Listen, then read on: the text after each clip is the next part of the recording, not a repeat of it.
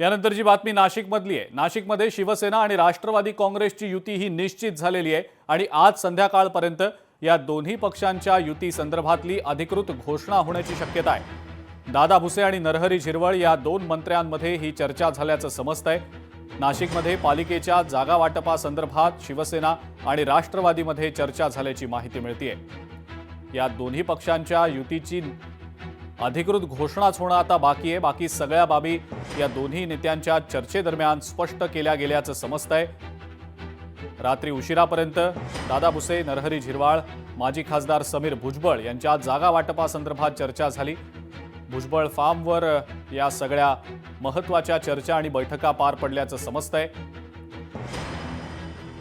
अत्यंत महत्त्वाची ही बैठक नाशिक महापालिका निवडणुकीच्या अनुषंगानं महायुतीतले दोन पक्ष राष्ट्रवादी आणि शिवसेना एकत्र लढणार आहेत। अधिकृत घोषणा फक्त आज संध्याकाळपर्यंत आता होण्याची शक्यता आहे। महेश महाले आपले नाशिकचे प्रतिनिधी या संदर्भातली अधिक माहिती आपल्याला देत आहेत। महेश, काय अपडेट आहे या संदर्भात?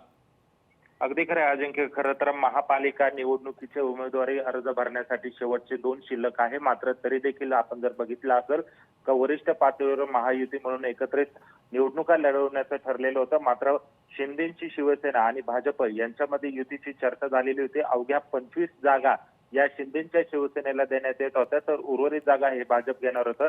त्यामुळे कुठेतरी एवढ्या 25 जागांवर शिवसेना लढणार नाही असं त्यांच्या वतीनं सांगण्यात आलं। किमान 45 जागा आम्हाला मिळाव्या असं शिवसेनेनं सांगितलं होतं। याबाबतचा निर्णय हा वरिष्ठ पातळीवर होत होता। मात्र नाशिकमध्ये जर आपण बघितलं तर मनासारख्या जागा मिळत नसल्याने शिंदेची शिवसेना आणि राष्ट्रवादीची अजित पवारांची राष्ट्रवादी हे एकत्र येण्याचे चिन्ह निर्माण झालेले आहे। काल रात्री उशिरापर्यंत भुजबळ फार्म या ठिकाणी बैठक झाली। या बैठकीला स्वतः मंत्री दादा भुसे, मंत्री नरहरी झिरवाळ, माजी खासदार समीर भुजबळ हे उपस्थित होते आणि राष्ट्रवादी अजित पवार आणि शिंदेची शिवसेना एकत्र येण्याच्या हालचाली ज्या आहेत त्या घडामोडींना जो आहे तो वेग आलेला आहे।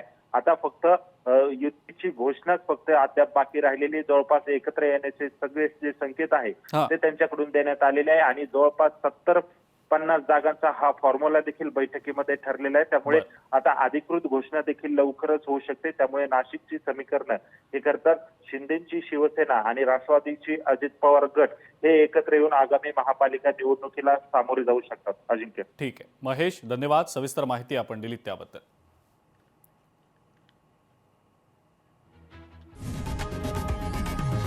लोकशाही मराठी ऐका, पहा, जागरूक रहा।